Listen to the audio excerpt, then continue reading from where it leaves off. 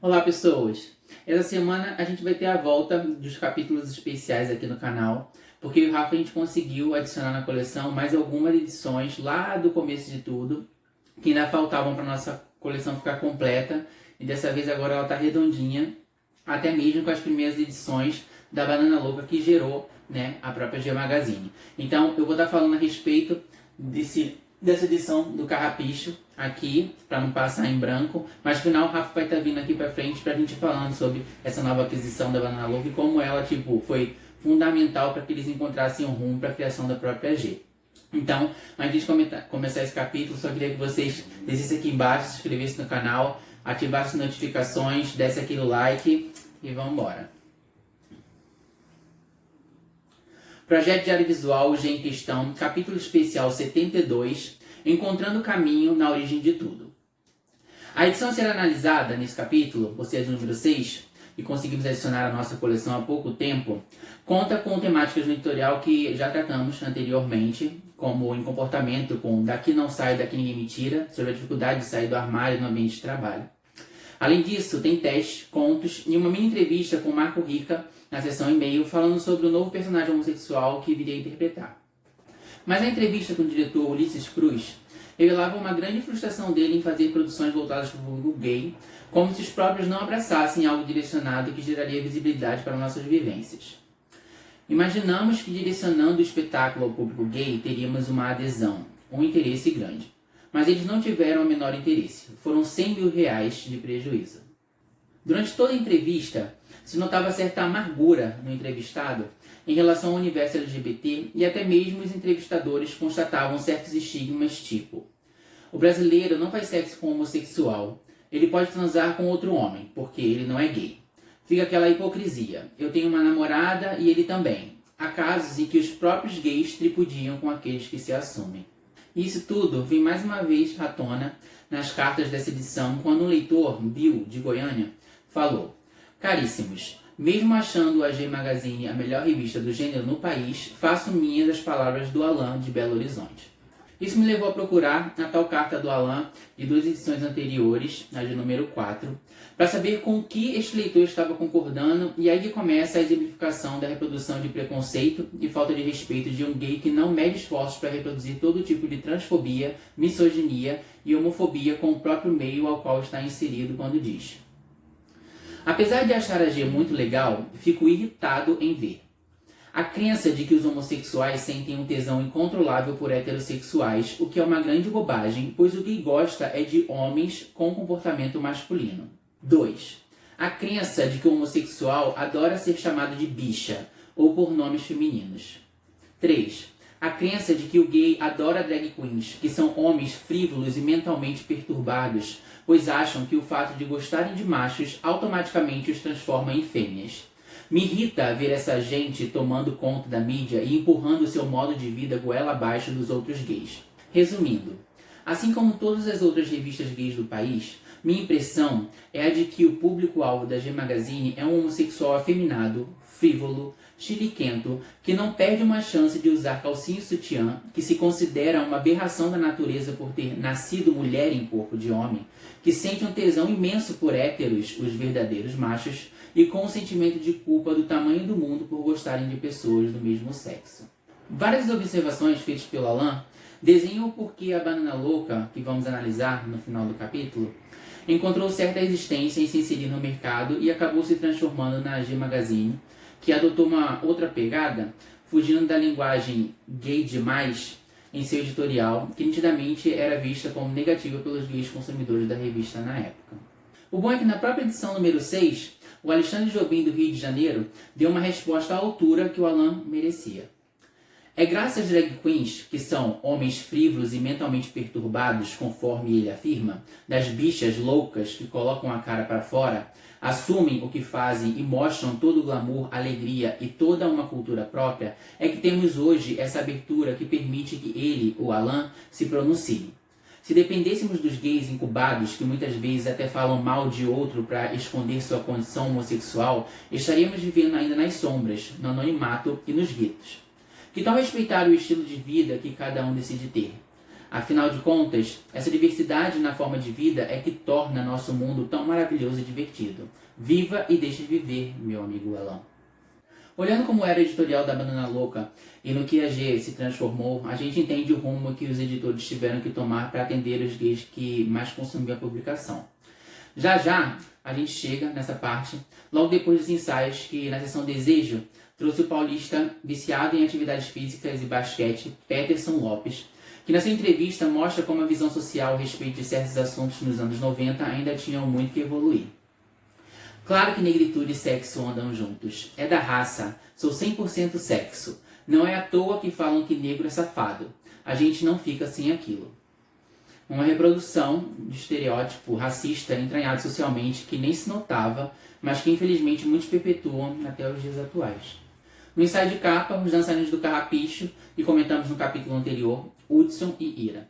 Não se sabe muito bem porquê, mas o ensaio deles não teve no frontal, e infelizmente ficou muito a desejar, pensando que os meninos eram muito bonitos e mereciam um ensaio à altura. E assim a gente termina mais esse capítulo, e agora a gente vai dar uma olhada nas edições antigas da Banana Louca. Então, pessoas, quando a gente começou a colecionar a G, nunca teve na nossa mente colecionar a Banana Louca, até porque a gente nem sabia que uma coisa fazia parte da outra. Mas aí, conforme a gente foi analisando, conhecendo a revista, a editoração e ficou sabendo, né, que a Banana Louca foi o que originou a G, a gente encontrou, por acaso, um anúncio no Mercado Livre que estava vendendo por um preço super acessível, porque como ela é muito rara e a primeira edição é com uma pessoa que é super famosa hoje em dia, tem gente que vende, tipo, ela sozinha por uns R$200. Então, tipo, a gente nunca pensou em ter. E como a gente acabou encontrando todas elas juntas e mais outras edições da G com um preço muito mais barato que isso, a gente acabou pegando tudo. Então, para começar, a gente vai falar da primeira edição do Banana Louca, que é com, aqui no caso ele se chamava como Dunder na época, né? Mas na verdade é o Anderson de Rize, que é ator da Rede Globo, né?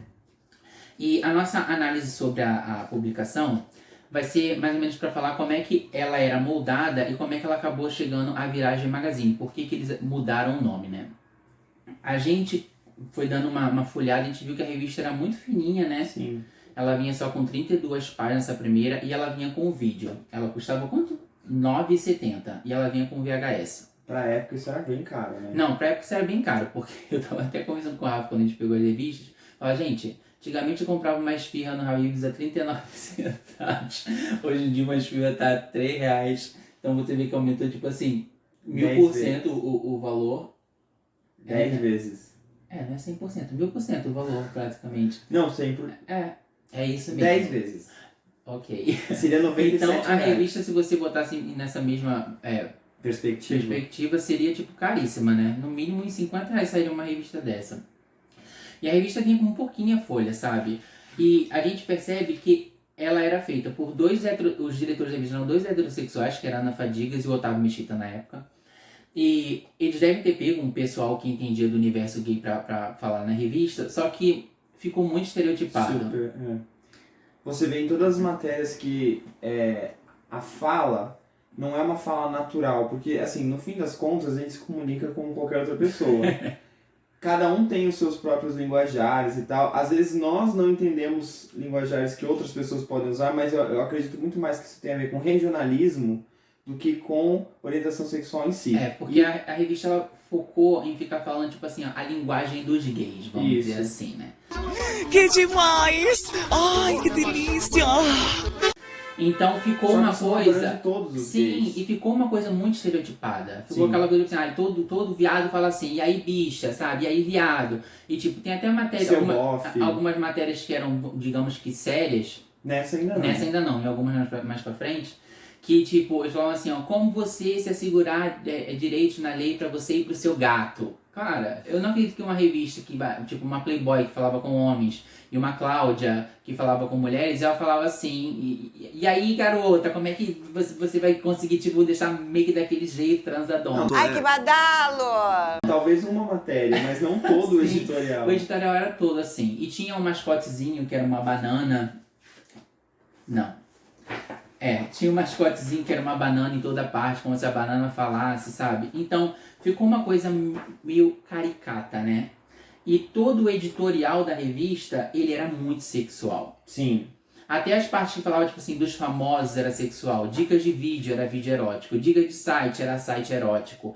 E qualquer outra coisa... Até o Globetrotter, que era uma viagem para São Francisco, mas aí falava de saunas lá, Exatamente. o que fazer de pegação. É como se a nossa vida não permeasse mais nada que não fossem coisas que envolvessem diretamente sexo. É como se a gente, tipo assim, não comprasse carro, formasse família e, tipo, toda a nossa vida fosse só focada nisso. No fim das contas, a Banana Louca era uma reprodução do que as pessoas imaginavam que o homossexual consumia e era. E era, exatamente. E não realmente uma publicação feita de homossexuais para homossexuais. É. Então se via isso claramente e o que tentou se vender foi o sexo. E tipo, nessa primeira edição só tinha um ensaio, a Banana Louca não contava com 2 ensaios, como a G, né, contou durante a história toda, né? Às vezes até com 3 ou mais. E o Dunder foi o primeiro, porque a gente acabou de descobrir, ele foi o primeiro e depois ele voltou até a posar na própria G, né? Com essa edição aqui, o Calcutá, que eu já até comentei sobre ela aqui no canal. Mas esse ensaio é melhor. Esse ensaio é bem melhor, até porque a Banana Louca não sabia muito bem o que ia fazer ainda. Eles fizeram uma entrevista com ele, e através da entrevista dele eu descobri que ele fazia parte da Luta na Lama do Gugu, né? Domingo Legal todo domingo, que tipo assim, o Gugu tava ali basicamente para alimentar o feitiço de todo mundo no Brasil nas tardes de domingo, né? Homens, mulheres, homossexuais e Luta na afins. lama, banheira. Exatamente.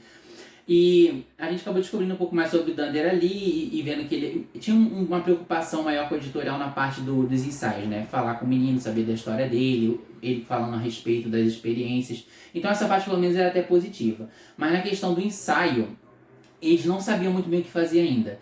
Sabia que ia ter nudez, mas a maioria das fotos era o menino escondendo a própria genitália, era meio de relance, não sabia se ia mostrar, ou com uma cueca molhada, mas a nudez ainda não aparecia, ainda não era tipo assim, ó, parecia ser o carro-chefe da revista. Parecia que no frontal ainda era um tabu até pra Banana Louca. Até pra Banana Louca, porque assim, como era uma primeira publicação, era uma experiência, eu acho que nem eles sabiam como o público ia receber isso. Exatamente.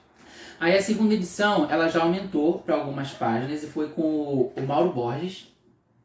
Um DJ famoso. Ela né? já pulou de 32 para 40 páginas, né? Isso, ficou O maior. Mauro depois ele até posou também para G, um capítulo que a gente já analisou aqui no canal, que eu vou deixar até o link aqui no card para vocês darem uma olhada no vídeo.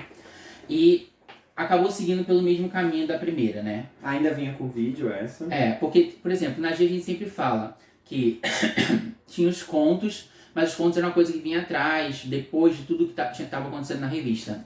Nesse começo, era o foco principal. Você abria a revista, você lia o sumário, você via algo tipo, o babá estava acontecendo lá, pá, já vinha o conto, sabe? Então, tipo, o foco era as partes mais sexuais mesmo. E depois teve o ensaio com o Mauro Borges, que também foi o segundo ensaio da revista, e já o segundo ensaio feito pelo fotógrafo Bauer, que eu acho que era, tipo assim, foi o fotógrafo fechamento da história da G Magazine. O problema é que as 5 primeiras edições da Banana Louca foram feitas com o ensaio do Bauer.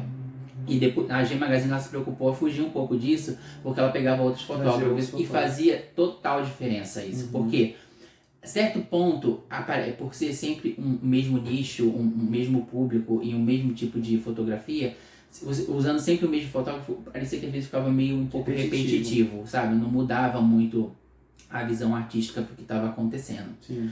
Aí a terceira edição veio com o Maurício Gimenez, que era ator, né? Isso. Já estava trabalhando na época na novela na Globo.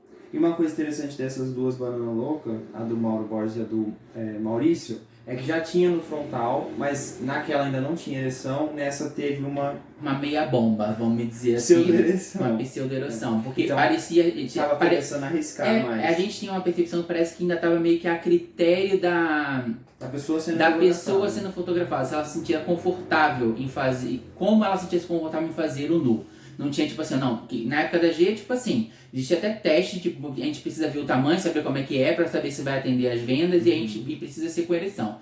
E isso foi uma coisa que só começou a surgir realmente mais fixamente lá pra G mesmo. Na Banana Louca ainda não sabia muito bem como fazer. Aliás, a ereção diferenciou a G de outras revistas da época, como a Íntima, Sim. que traziam homens famosos. Tinha o nu, mas o nu artístico sem ereção, às vezes até sem no frontal diretamente. Então isso diferenciou a G. E nessa edição aqui, que as duas primeiras, nessa edição do Maurício do Mendes. Maurício Gimenez, foi quando a revista já baixou para R$ 4,90. Ah, porque não vinha mais com Que não vinha mais com vídeo. O que ela vinha? Ela falou aqui, ó, Videoteca Banana Louca, veja como pedir seu vídeo de inédito. E dizia na página 36. Então ela vinha com um cupom para você encomendar o seu VHS, que aí já tinha passado a ser R$19,90. Então você vê que o público que a revista era voltado era um público de poder aquisitivo muito alto. Porque era na época que em 97 o dólar estava 1 para 1 com o real. Então você imagina que era uma coisa muito cara. E isso vai de encontro com o que eu falei no capítulo agora, antes, falando da revista do Carrapicho, dos gays que escreviam, que eram uns gays heteronormativos, né? Que tipo assim, que eu sou um homem gay, de classe, eu não tô aqui pra ficar lendo uma revista com gírias homossexuais, com bichas translocadas com homem, tipo, com psicológico perturbado, que são drag queens e transexuais. Bicha, a senhora é destruidora mesmo, viu? Aparentemente era esse tipo de público. E como é de onde vem o dinheiro que eles têm que se preocupar para tipo gerar venda para continuar propagando o negócio deles, eles começaram a ajustar todo o editorial, tanto que da terceira para a quarta edição, que é com o Leandro Seguro, que era o menino da banheira, o editorial já começou a ficar mais parecido com a própria G Magazine. Já começou a ter mais matérias falando de direito, falando de cidadania. Então, aquela parte sexual ela já começou a dar uma quebrada. Ela deu espaço, na verdade, a outras coisas de interesse comum, né? Exatamente. Começando a ver, tipo assim, realmente, a gente está lidando com um público que é ser humano igual a todo ser humano. Então, eles têm todos os interesses, têm todas as mesmas anseios, dificuldades e vivências que qualquer outro ser humano. Então, se fala sobre todo o universo. E outra coisa, eu acho que a história de tirar o vídeo junto com a venda está diretamente relacionada à melhora do editorial. Por quê? Se você vai numa banca, hoje não tanto, porque banco de jornal nem é mais tão comum, mas se você ia numa banca há 10 anos atrás, a parte adulta, de publicações adultas, tinham várias daquelas revistas que na verdade pareciam encartes, com 4 ou 5 um folheto com algumas folhas e DVD pornô. Então assim, quando a G começou, quando a Banana Louca, né, começou a se afastar disso, de que somos um material impresso pequeno que fala de sexo e que acompanha um vídeo pornô. Quando ela se tornou, não, realmente somos uma publicação preocupada com o editorial para passar informação Sim. a respeito do universo. Até os ensaios eu acho que ficaram melhores, sabe? Sim, foram melhorando mesmo. Mas aí ela foi começando a se mudar e tipo, a gente começou a enxergar o porquê também que ela começou a perder certas coisas. Como eu tava falando, das falas tipo mais voltada para o público gay, tipo, como se a gente fosse uma comunidade estereotipada que só ficou entre a gente como se a gente só falasse um dialeto específico.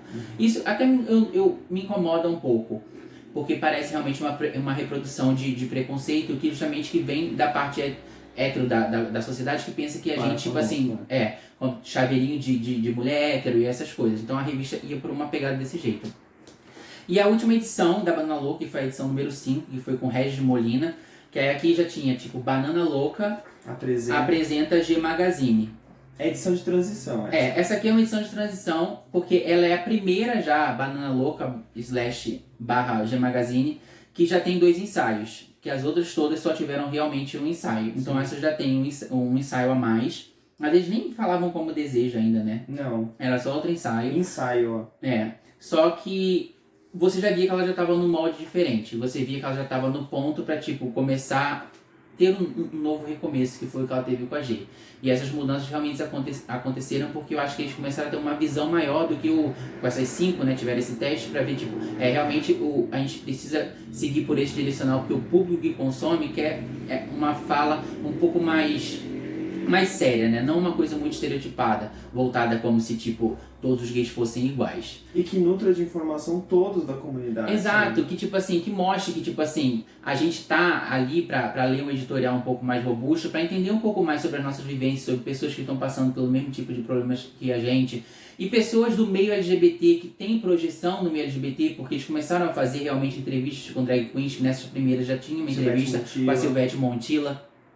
Então, a gente vê que tinha uma preocupação em fazer... Não, a gente precisa, então, entender mais do universo gay e fazer com que as pessoas se sintam pertencentes à sociedade, porque existem vivências, existem tipo, preocupações como de qualquer outro ser humano. E você faz isso saindo do local comum. Você faz isso com informação, com conhecimento. Exatamente. E eu acho que foi aí que ela se distanciou dos vídeos. Porque, tipo, quando tem o vídeo, parece que ela tá ali mais pra vender o vídeo e que o editorial não tem tanta importância. Então, parece que as pessoas só consumiam por causa do que elas iam ver no vídeo. E quando ela se desligou do vídeo, uma vez por todas, ela se vendia sozinha com o editorial, parece que ela assumiu uma posição, digamos que mais responsável perante o público ao qual ela estava querendo se apresentar. Sim. E uma última coisa, quando elas chegaram, a gente até conversou sobre isso, foi muito importante a Banana Louca trocar de nome. Sim. Virar G Magazine. Para distanciar, então, desse experimento que foram essas 4 Eu acho até de edições. esse nome meio caricato. Também é. Porque não é porque uma coisa é voltada para o público gay que você precisa falar Remeter sempre, ao tipo, falo, remeter né? ao falo, ou remeter como se fosse uma coisa sempre uma brincadeira, como se você não estivesse falando sério com aquele público, porque aquele público não A merecesse gente sempre que fosse fica ali no falado cômico, sério. né?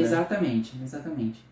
E essas foram as 5 edições do Banana Louca que a gente adicionou na nossa coleção. A gente não queria, tipo, adicionar elas, que foram uma parte tão importante da história da G, e passar em branco, não comentar aqui no canal. E até mesmo para vocês conhecerem um pouco mais, porque eu me preocupei aqui em toda edição do vídeo colocar fotos de como foram o ensaio dos meninos. E até mesmo algumas fotos de como eram algumas partes do editorial dentro para vocês verem, para vocês ficarem por dentro, já que a gente está abordando todo o universo da G, de como ela foi importante para a história da comunidade gay aqui no Brasil. Tá bom, gente? Eu espero que vocês tenham gostado. Espero que antes de vocês irem embora, verem se vocês estão inscritos aqui no canal. Deixar aquele like, ativar as notificações. Nosso Instagram tá aqui embaixo, se vocês quiserem dar um pulo lá para interagir com a gente.